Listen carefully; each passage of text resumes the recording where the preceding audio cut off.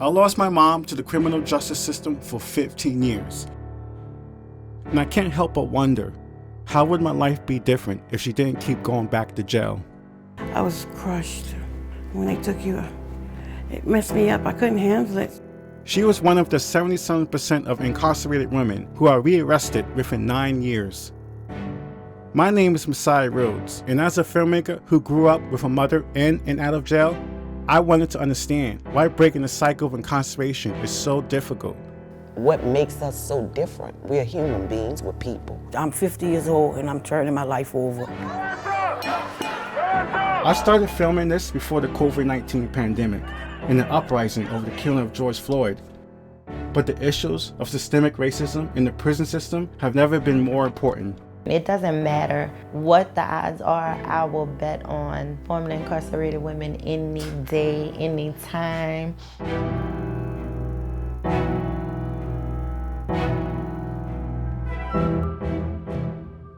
When I think about how my mom grew up, I think about how trauma is carried across generations. What happened to your parents? They both died very young, my parents, in their 30s. My mom gave me to my grandmother right when I was born from the hospital. Because my grandfather went to jail for 4 years and we struggled. We hardly had food. At 17, my mom got pregnant with me. Substance use and mental health problems would hinder her life for years. We was in family court and they took you away from me. I was so devastated. It messed me up. I couldn't handle it, so I started using drugs even more. I was supposed to try to get you back, but I just got deeper and deeper and deeper involved in the drugs. I couldn't get out. I was medicating my pain. Stuck in a vicious cycle, she went in and out of jail 4 times. I had no place to go when I came out. I was homeless, so I started using right away. This theme of fundamental lack of support is something I heard from women across the country. I have 10 felony shoplifting convictions. At what point did a flag go up to say, hey, this lady, this woman, this girl needs some help? If I'm a mother and you want me to be able to thrive, right, wouldn't you want services in the community? You know, wouldn't you want the government to have programs so that I don't have to commit another crime? There is no central system, locally or federally, to support incarcerated individuals. But organizations like Hope House are trying to fill in this gap. It's a women-only reentry program in the Bronx. And this is our kitchen area where the women have full access to the kitchen, cooking, and you know, this is their home. Vinay Sykes, co-founder and program director, passed away from COVID-19 in May of 2020. I visited her just a few months earlier to learn more about Hope House. We deal with it from a holistic approach. A lot of reentry, they want you to get a job as soon as you come out, right? But if you haven't dealt with those traumas that affected you at 12 and you're 50 years old and you're still battling the shame and the guilt, right? So you heal the mind and then the body will follow. When they first brought it up, you know, I was like, I didn't need healing. That was literally what you said. That's what I said. There are so many things in the past that I don't really address. And when I was in the healing circle, I was like able to address some issues that, you know, I just don't want to remember anymore. Like these women, my mom finally found a supportive housing program that kept her out of jail and helped her begin the process of healing. It's lunchtime at the Rhodes Home. Macaroni! Seems routine, but it's actually quite remarkable because a year ago, Wanique Rhodes didn't seem like she'd ever have a home.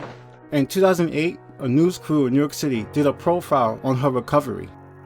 I lived in this abandoned shack for a while, you know, going in and out of there to get high. Prostituting to support a drug habit, Wanique gave birth to one child addicted to heroin and another she abandoned at the hospital.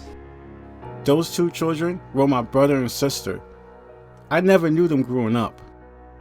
This is the first time all 3 of my children were together. Years earlier, my grandparents became my guardians after the courts decided my mother could no longer look after me. They wouldn't let me see you. Yeah, how did that make you feel? I understood what she meant because she was saying we wasn't consistent in your life, so she stopped us from seeing you. You know, I used to send you pictures and stuff when I was in jail. I used to draw stuff and send it to the house.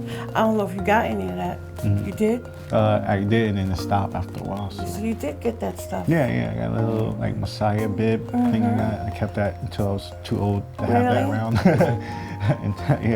So. After we reconnected, my mom's life was back on the right track, but another obstacle still remained: getting a job. Don't you remember when I was doing that online class and I asked you to help me out with the math over the phone? You remember that? Oh, no. 29 Hawkins, yeah, I paid $200-some online to get my GED. And I was calling you to help me with the calculus. My mom's out of work and hasn't been able to look for a job for the last several years because of her disability. Nearly 44% of formerly incarcerated black women are unemployed. Projects like Operation Restoration in Louisiana are trying to help women rebuild their lives during and after prison. When we talk about mass incarceration, we often leave out women, and the needs of women are a lot different than men, and what that looks like. Sharita Steep founded the group because of the roadblocks she faced trying to move on with her life after 10 years in prison. For me, education changed me, it transformed me. I started taking classes while I was incarcerated, and it really put me on a path where I didn't want to return to prison. Among the services, Operation Restoration tutors women to earn their high school equivalency diploma, or GED. Classes have been put on hold since the start of the COVID-19 pandemic. Us mothers gonna always be our children. Best friend, role models, everything. They gonna always look up to us. Yes, and come to us for everything, more than a father. I'm sorry, y'all weak. I'm just playing. Studies show that people who take part in prison education programs are less likely to be rearrested than those who haven't. All my life I've been going in and out of jail. I didn't go to the 8th grade. I went to the 7th grade and that was it. But now I'm going to get my GED. I'm ready. I'm 50 years old and I'm turning my life over. But even with an education, it's still far from easy. I didn't see anybody fighting for me. For me, the black woman, I didn't see that. Dolphinette Martin is the manager at Operation Restoration. We're told that, your criminal conviction won't be used against you. And so when they deny you the job, if they even tell you that you're denied, they'll use some other bull. They won't tell you that's why, but that's why. So what we did as a movement here in this city, we banned the box on a lot of these, city jobs, state jobs, even on the federal level. When Dolphinette talks about ban the box, she's referring to a set of laws that prohibit bosses from asking job applicants about their criminal history. 35 states across America have adopted these laws. So if you hire one of us, you're gonna get the best employee you can get because we have something to prove. But people don't see us that way.